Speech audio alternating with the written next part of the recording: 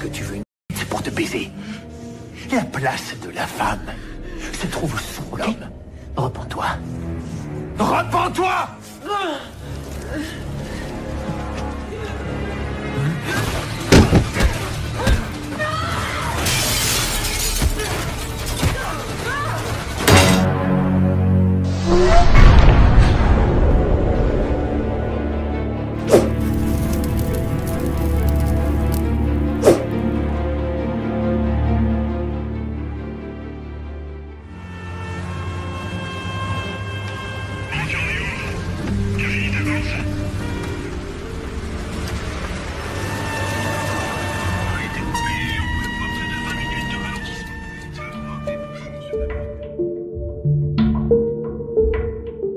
Berlatarkan di kota Wina, Austria, sebuah kota yang dinobatkan sebagai kota paling nyaman dan layak huni di muka bumi, dan juga salah satu kota pusat budaya dengan pertunjukan operanya yang terkenal di Eropa. Namun dibalik semua itu tidak serta-merta membuat kota Wina menjadi kota paling aman. Justru penculikan, pembunuhan, dan segala tindakan kejahatan lainnya tidak lepas dari belenggu lingkaran setan yang menghantui setiap warganya. Seperti kisah seorang wanita cantik bernama Özge Dogruol, seorang imigran asal Turki yang bertahan hidup secara mandiri dengan bekerja menjadi seorang supir taksi, di mana diketahui dia memiliki keahlian bela diri kickboxing, yang tentunya keahliannya itu sangat berperan penting dalam setiap aktivitasnya, apalagi profesinya sebagai supir taksi yang notabene tidak akan pernah lepas dari ancaman kejahatan. Wajahnya selalu terlihat dingin, tak pernah ada senyuman, bahkan sangat anti dengan keramah tamahan, menyiratkan bahwa dia adalah seorang wanita tangguh yang bermental keras.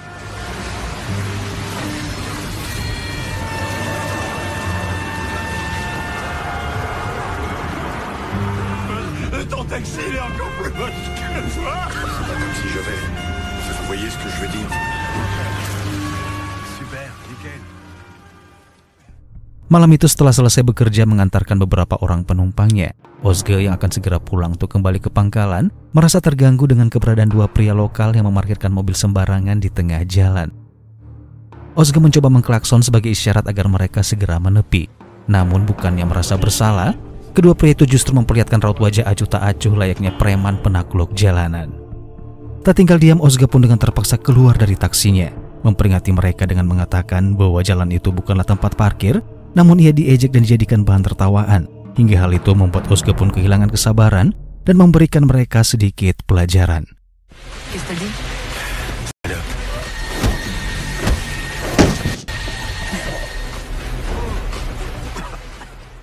Salah seorang dari mereka pun hanya bisa terdiam. Tingkahnya berubah, tak lagi segarang seperti di awal, melongok kayak orang bego lalu menolong rekannya yang terlihat kesakitan terkapar di aspal.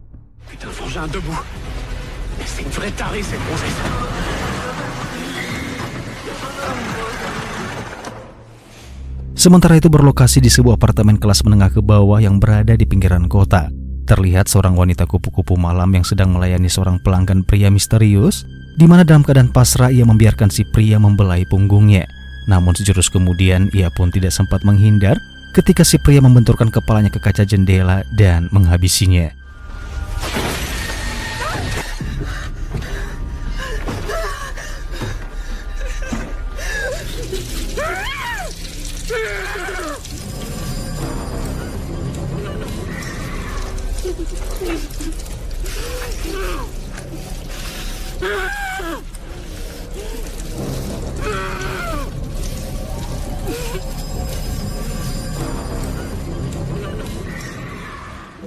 Di waktu yang bersamaan, Özge yang baru saja tiba di kantor untuk mengembalikan taksinya. Saat itu juga ia dihampiri oleh bosnya bernama Samir, di mana Samir menanyakan tentang keberadaan istrinya yang sedari tadi tak kunjung mengangkat teleponnya. Perlu diketahui bahwa istri Samir ini merupakan sepupunya Özge, sehingga kemanapun dan apapun yang dilakukan oleh sang istri, Özge lah orang pertama yang menjadi sasaran pertanyaan Samir tentang keberadaan istrinya itu. S'il te plaît, dis-lui de prendre contact avec moi. Pourquoi? À ton avis, voilà pourquoi. Merci.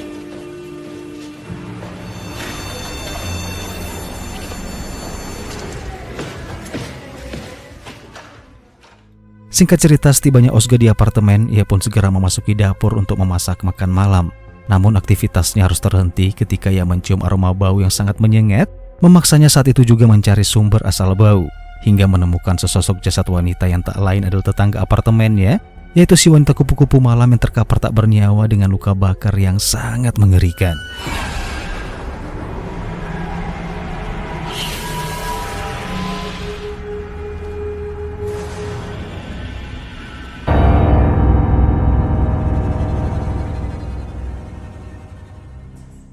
Belum sempat menenangkan kondisinya yang terlihat syok dengan penampakan itu, Ozge semakin dibuat syok ketika melihat si pelaku yang sedang menatapnya di balik minimnya cahaya lampu. Hingga saat itu juga Ozge pun sadar kalau dia secara tidak langsung telah menjadi saksi atas pembunuhan yang dilakukan oleh seorang pria psikopat.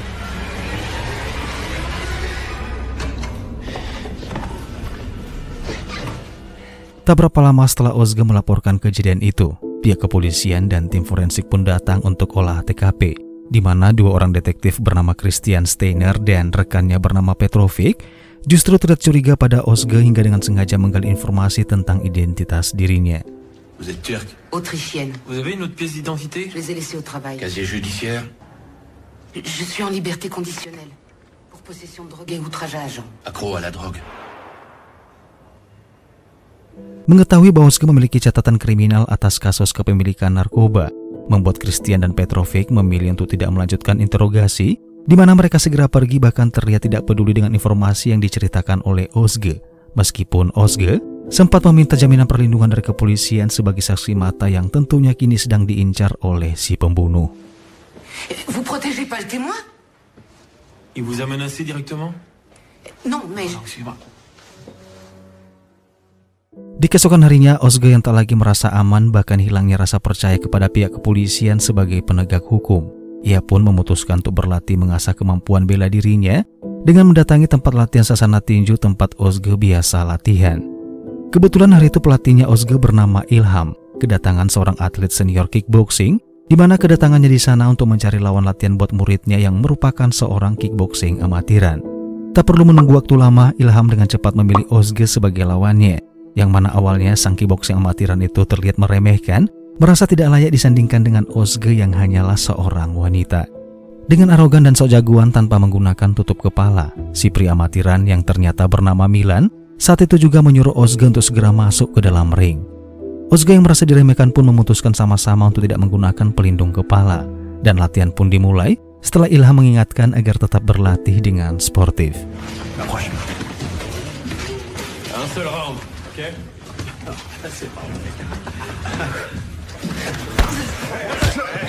Hé, Mila, concentre-toi et finis là, arrête de jouer. Et vas-y, monte.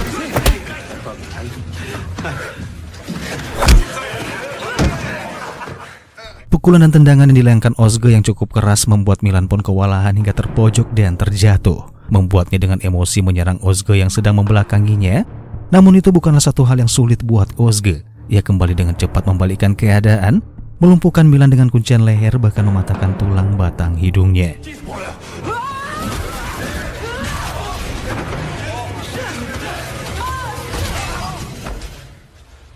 Combien de fois je te l'ai dit, hein? Bouge pas. Je t'avais pourtant prévenu. Combien de fois je te l'ai dit? Combien? Jamais les coudes ou les genoux. Tu vois le résultat? Qu'est-ce que t'as dans le crâne? Va tout de suite récupérer tes affaires et dehors! Dengan kesal, Ozge pun keluar meninggalkan Ilham dan semua orang yang sedang menatapnya. Ia pun pulang ke apartemen dan dikagetkan oleh kedatangan Ranya sepupunya, lalu mengantar Ranya pulang ke rumahnya setelah memberitahu bahwa Samir saat ini sedang mencari keberadaannya. T'étais où? Chez toi. Il te cherche depuis hier après-midi. T'oublies pas qu'on a fait du shopping ensemble. Je conduisais son taxi et il le sait. Et puis ça m'énerve que tu laisses Ada seule tout le temps. Sesampainya mereka di rumah Ranya, tak berapa lama Samir pun pulang dan marah-marah memperlihatkan sosok seorang suami yang terlihat sangat posesif, di mana diketahui sebelum Samir menikahi Ranya, Ranya sempat menggeluti pekerjaan sebagai wanita panggilan demi menghidupi Ada putrinya. Sehingga saat menyadari ponsel Ranya tidak aktif, Samir selalu curiga dan berpikir bahwa Ranya sedang berselingkuh. Si je t'appelle pas, c'est parce que t'es trop jaloux et que ça commence à me rendre... Ma mère a dû venir ici pour garder ta môme toute la nuit. Ouvre, c'est pour raconter des conneries. Arrête ton secret plus la nuit. Tu as pensé à ça? Évidemment, mais j'avais d'autres soucis en tête à ce moment-là. Perdebatan dan pertengkaran suami istri itu membuat Ozge hanya bisa diam tanpa berani ikut campur meskipun Ranya adalah sepupunya. Merasa tanggung jawab dan tugasnya selesai, Saat itu juga Ozga pun memutuskan untuk kembali pulang ke apartemennya.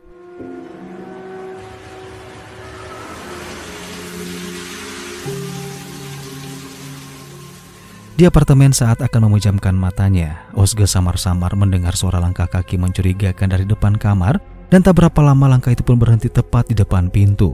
Menggerak-gerakkan gagang pintu tersebut membuat Ozga yang ketakutan bercampur penasaran berjalan secara perlahan lalu mencoba mengintip dari lubang pintu. Namun tiba-tiba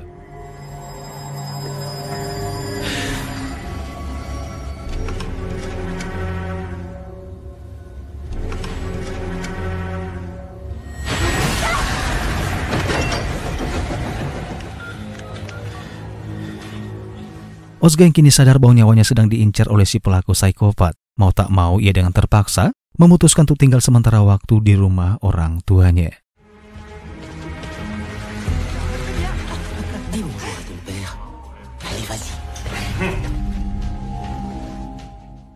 Namun Ozga yang selama ini memiliki hubungan yang kurang baik dengan sang ayah, membuat kedatangannya di sana disambut dengan respon yang tidak menyenangkan dari kakak laki-lakinya, sehingga saat itu juga Ozga mengurungkan niatnya untuk tinggal.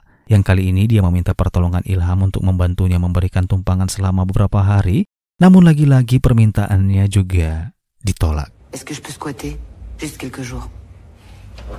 Tu veux savoir ce que je pense? Malam harinya saat memasuki sebuah bilik toilet umum, Ozga yang terlihat stres dan depresi tiba-tiba ditelepon oleh Ranya sepupunya, di mana Ranya yang saat itu sedang bersama ada putrinya memberitahu Ozga bahwa dia dan putrinya telah diusir oleh Samir suaminya setelah pertengkaran mereka tadi siang. Namun betapa kagetnya Ozga ketika Ranya mengatakan bahwa saat ini dia sedang berada di dalam apartemennya setelah mencoba mengetuk pintu yang ternyata tidak terkunci. Je suis arrivée à ton appart. Toutes tes lampes sont mortes ou t'as pas payé tes factures? Comment t'as fait pour rentrer? La porte était ouverte. Rania? Rania, sors! Seketika Ozga pun mulai terlihat panik. Ia sadar bahwa sang pembunuh kini sedang berada di dalam apartemennya yang tentunya kini sedang mengincar keselamatan Ranya. Dengan setengah berteriak, Ozga mencoba memberitahu Ranya untuk segera keluar dari apartemennya tersebut. Namun sial, Ranya justru sibuk menghidupkan saklar lampu hingga tidak menyadari bahwa sang pembunuh kini berada tepat di belakangnya dan...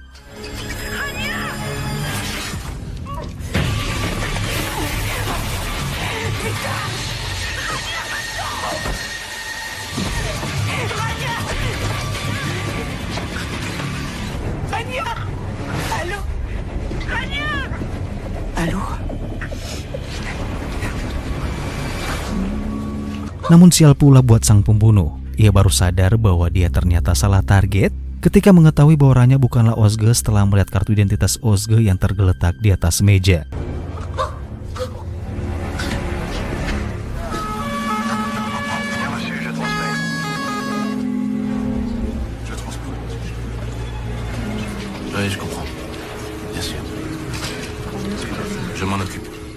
Tak berapa lama kemudian setelah satuan petugas kepolisian dan tim forensik melakukan olah TKP, detektif Christian yang saat itu menemani Ada putrinya Ranya menolak keinginan Ozga yang nekat membawa Ada bersamanya, di mana Christian hanya tidak ingin terjadi sesuatu dengan mereka berdua di tengah teror sang pembunuh yang terus mengincar Ozga. Oleh karena itu detektif Christian pun membawa Ozga dan Ada ke instansi dinas sosial dengan harapan mereka berdua bisa lebih aman di sana dan tentunya mendapatkan kelayakan sandang dan pangan secara gratis.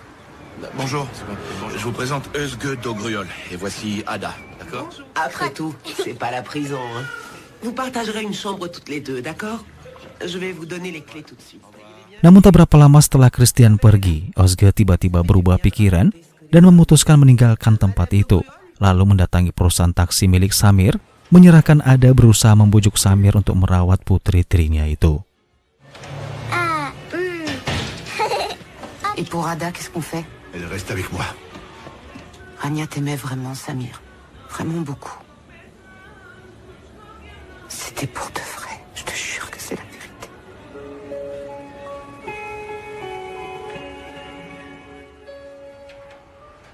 Setelah beranjak pergi dari kantor meninggalkan Ada bersama Samir, Ozga pun kembali bekerja untuk mencari penumpang, hingga tak berapa lama ia pun mendapatkan seorang penumpang pria. Dan di tengah perjalanan menuju ke tempat tujuan, Ozga mulai merasakan gerak-gerik mencurigakan dari si penumpang. yang mana dugaannya pun tak terbantahkan ketika si penumpang ternyata adalah sang pembunuh.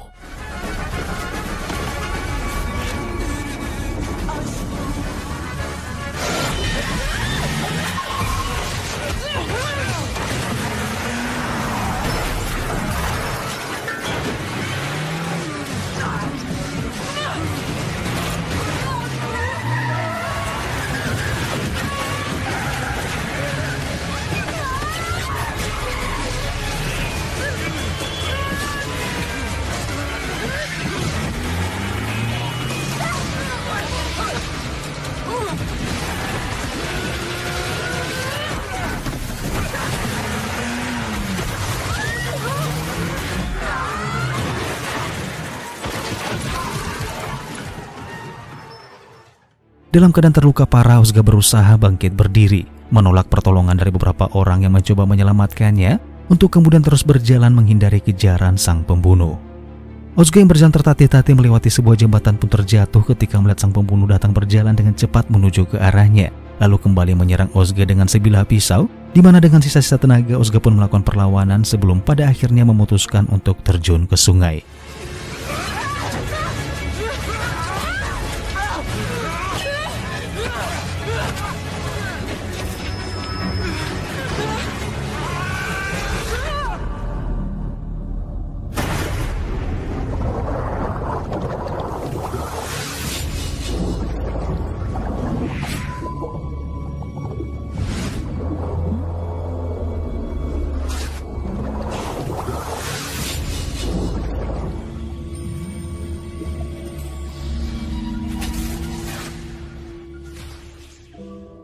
Setelah beberapa hari dirawat secara intensif di rumah sakit, pada akhirnya Ozga pun terbangun setelah dinyatakan koma, di mana Christian pun datang yang bertujuan hanya ingin meminta kerjasama Ozga untuk membantunya mendeskripsikan wajah si pelaku. Namun Ozga memilih bungkam, berpura-pura tidak mengenali wajah si pelaku, bahkan sama sekali tidak memberikan informasi apapun kepada Christian. Sur une échelle de 1 à 10, où 10 signifie que c'est son portrait craché. C'est la culture. Si vous ne dites rien, comment est-ce que je peux savoir ce que vous croyez, ce que vous pensez? Tak berapa lama Samir pun datang, dengan tujuan hanya untuk memberitahu bahwa dia telah menitipkan Ada kepada orang tua Ozga dengan alasan kalau dia tidak punya cukup waktu untuk merawat Ada. Je n'aurai vraiment pas le temps de m'occuper d'elle. Je peux pas faire ça. Mengetahui hal itu, malam harinya Ozga pun memutuskan untuk pergi secara diam-diam dari rumah sakit, lalu mendatangi rumah orang tuanya untuk membawa Ada ikut bersamanya.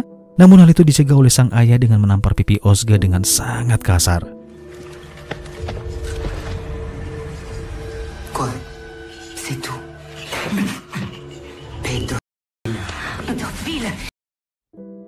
Dan sampai di sini diketahuilah alasan mengapa Ozga sangat membenci ayahnya, di mana dulu sang ayah pernah menelantarkan anak-anaknya, bahkan kerap melakukan kekerasan kepada ibunya, yang mana hal itu sangat membekas dalam hati Ozga hingga ia dewasa. Sebelum pergi membawa Ada, Ozga juga sempat mengajak sang ibu untuk ikut bersamanya meninggalkan sang ayah.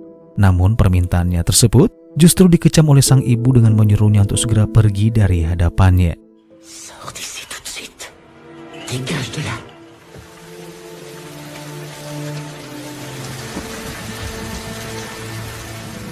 Di tengah hujan deras, Ozga yang terlihat bingung tak tahu harus kemana, pada akhirnya memutuskan untuk mendatangi rumah Christian, yang menurutnya satu-satunya orang yang bisa dipercaya dan mau membantunya.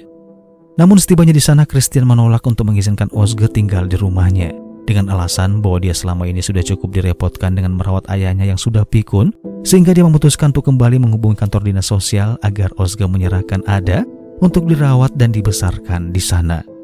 Namun Ozga tidak setuju dengan usul Christian tersebut. Ia pun dengan kesal memilih untuk segera pergi, sehingga Christian pada akhirnya mengizinkan Ozga tinggal di rumahnya. Une nuit. La porte à gauche. Oh. Pousse-toi. Attention. Merci. Di keesokan paginya, Christian memberikan botol susu kepada Ozga yang nantinya digunakan untuk Ada, sehingga diketahuilah bahwa Christian ini adalah seorang duda yang sempat tinggal bersama istri dan anaknya sebelum pada akhirnya bercerai. Vous avez des enfants? J'ai un fils.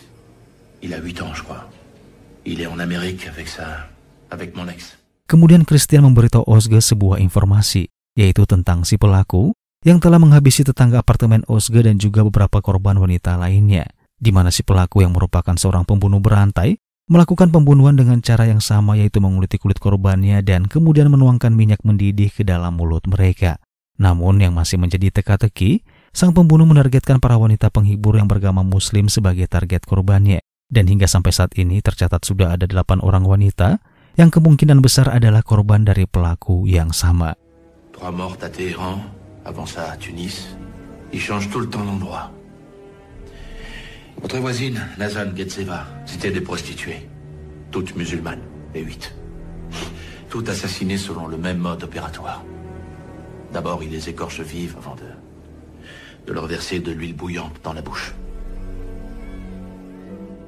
Sebelum berangkat bekerja, Christian yang menyadari bahwa saat ini Ozge sedang diburu pihak kepolisian karena dituduh menculik seorang bocah. Mau tidak mau, Christian meminta Ozge untuk tetap tinggal di apartemennya yang bertujuan agar keberadaan Ozge tidak dapat dilacak oleh pihak kepolisian. Namun setelah mencoba bertahan untuk tetap tinggal di rumah Christian, Ozge yang merasa bosan memutuskan membawa Ade jalan-jalan di sebuah taman yang sialnya secara kebetulan mobil patroli mencurigai gerak-geriknya yang saat itu membawa stroller bayi. Mereka menghampiri Ozge dan meminta untuk menunjukkan identitasnya. Madame, contrôle d'identité. Hey, madame, ne bougez pas. Hey. Vos papiers, s'il vous plaît. Menyadari bahwa dia tidak dapat lagi menghindar dari pertanyaan sang petugas, pada akhirnya Ozge memilih melakukan perlawanan ketika sang petugas memaksanya untuk ikut masuk ke dalam mobil patroli. Venez avec moi. Mengetahui Ozge telah mengacau karena tidak mengindahkan peringatannya yang meminta untuk tetap tinggal di rumah, tentu saja membuat Christian terlihat begitu sangat marah. Tu peux me dire à quoi tu joues là? T'as perdu la boule? T'es recherché pour kidnapping et tu tabasses un flic maintenant? T'es têtu comme une mule. Sore harinya, Ozge tanpa sengaja membaca beberapa ayat suci Al-Quran tentang siksa neraka, lalu memberitahu Christian tentang ayat tersebut, mengaitkannya dengan tujuan si pembunuh yang telah melenceng dari aturan agama Islam, di mana si pembunuh menganggap bahwa dirinya adalah utusan Nabi yang ditugaskan menyucikan wanita Muslim pendosa dengan cara menghakimi mereka sesuai surat An-Nisa ayat 56 dan surat Abduhan ayat 43. Jahannam, l'enfer dans l'islam. Ceux qui ne croient pas à nos versets, nous les brûlerons dans le feu. Chaque l'arbre de Zakum sera la nourriture du grand. Di tengah semua teka-teki itu akan segera terjawab. Tiba-tiba mereka berdua dikagetkan dengan kedatangan Petrovic, sehingga Ozge dengan cepat membawa Ada bersembunyi di sudut ruangan, sementara Christian mengalihkan perhatian Petrovic dengan cara memanfaatkan kepikunan sang ayah. Vas-y. Je reste avec lui aujourd'hui. Setelah Petrovic pergi, terlihatlah sebuah pemandangan yang sangat menyentuh hati Ozge ketika melihat ketulusan Christian yang membantu membersihkan popok ayahnya, di mana seumur-umur Ozge baru melihat seorang pria yang begitu cinta dan peduli pada keluarganya. Non, arrête, fais pas le con, s'il te plaît. Papa, penche-toi, s'il te plaît. Hal itu pun membuat Ozge diam-diam jatuh cinta pada Christian, sehingga malam harinya ia memberanikan diri menemui detektif tersebut dan mengajaknya untuk mantap.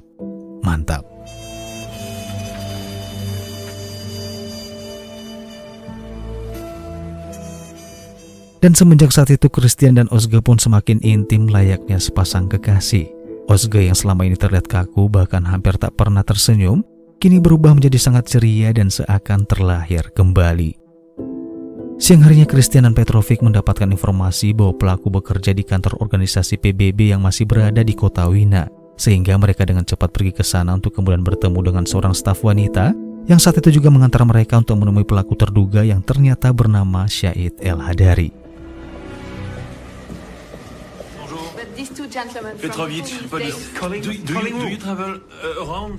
Awalnya El-Hadari terlihat tenang tanpa menunjukkan sedikit pun ketegangan ketika Petrovic mengajukan beberapa pertanyaan.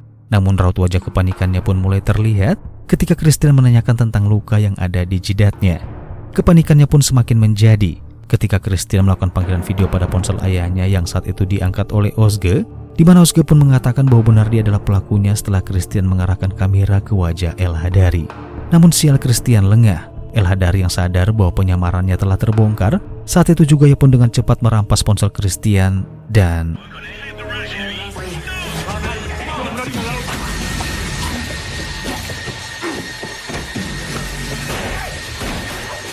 Tak tinggal diam, Ozga yang mengetahui hal itu dengan cepat berlari menuruni anak tangga meninggalkan ayah Christian dan juga Ada, lalu membawa mobil milik ayahnya Christian, mengendarai mobil itu dengan kecepatan tinggi agar segera tiba di kantor PBB.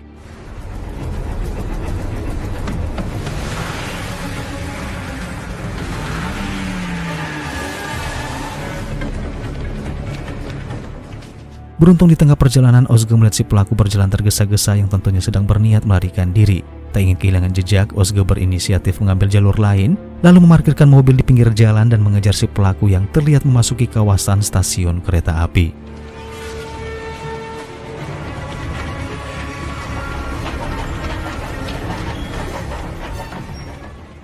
Nyaris kehilangan jejak si pelaku, namun beruntung Ozga dimudahkan dengan adanya monitor CCTV di stasiun kereta tersebut, sehingga tanpa menunggu waktu lama Ozga kembali berlari memasuki pintu gerbong kereta yang sedang bergerak.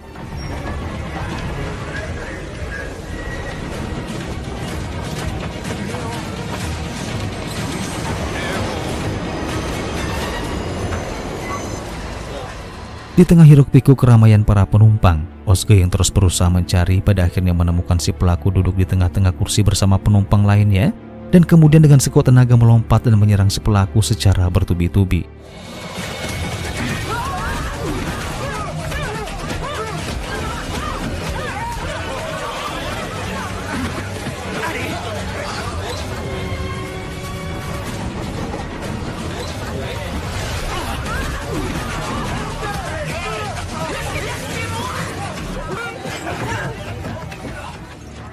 Sangat disayangkan para penumpang lain yang tidak tahu menahu apa yang sedang terjadi.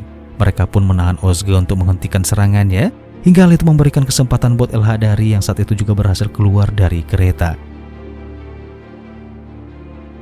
Siapa sangka saat memasuki toilet yang masih berada di dalam stasiun, El Hadari memanfaatkan ponsel Christian yang sempat dirampasnya untuk menghubungi ayah Christian yang dengan polosnya memberitahu alamat rumah tempat tinggal mereka. Tak berselang lama kemudian, Ozga yang telah kehilangan jejak El Hadari pada akhirnya memutuskan pulang ke rumah Christian dan menemukan beberapa pintu dan jendela sudah dalam keadaan terbuka. Awalnya Ozga menganggap bahwa hal itu adalah kelakuan ayah Christian yang memang sudah pikun. Namun ketika ia memasuki kamar pria tua tersebut, tiba-tiba inilah yang terjadi.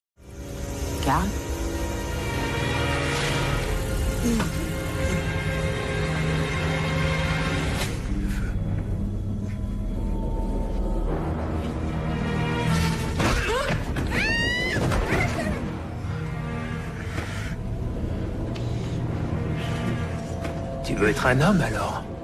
J'en bite pour te baiser. Dalam keadaan setengah sadar, Ozga melihat si pelaku El Hadari telah menyiapkan beberapa gas portable dan sebotol bensin, namun dia hanya bisa pasrah tanpa dapat berbuat apa-apa. Di waktu yang bersamaan, Christian mencoba menghubungi ponsel ayahnya menggunakan ponsel milik salah seorang petugas kepolisian. Namun, setelah beberapa kali mencoba dan tak juga mendapatkan respon, Christian pun pada akhirnya memutuskan pulang setelah merasa bahwa ada sesuatu yang tidak beres. Sementara itu di rumah, si pelaku El Hadari bangkit berdiri, lalu memaksa Ozga untuk mengucapkan kata maaf dan penyesalannya. Namun ketika Ozga tetap bertahan tanpa mengucapkan sepatah kata pun, El Hadari mengambil sebotol bensin untuk kemudian menyiramkannya ke pakaian Ozga, membakar pakaiannya hingga...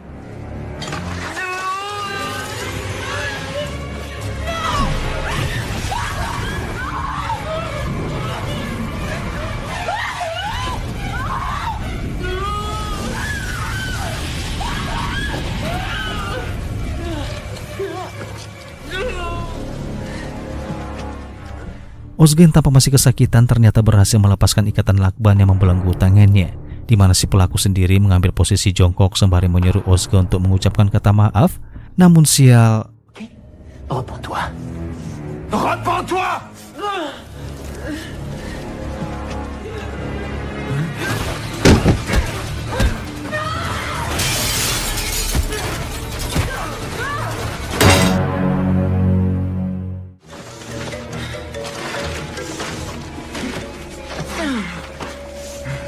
Souviens-toi bien.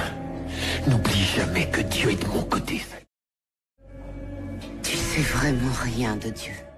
Tak peduli ocehan Hadari yang masih saja bertingkah layaknya manusia paling suci di muka bumi, Ozge saat itu juga membawa El Hadari keluar dari rumah, memasukkannya ke dalam bagasi mobil, menjalankan mobil dengan gerakan mundur, lalu dengan kecepatan tinggi ia pun menubrukkan mobil itu ke tembok hingga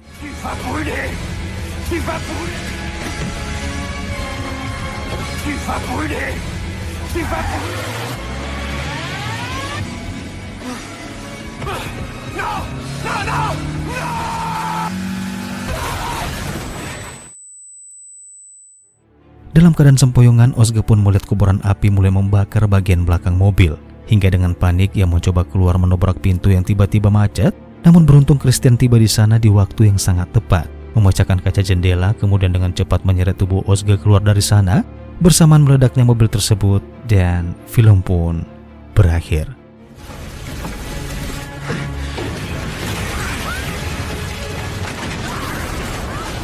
Reste avec nous.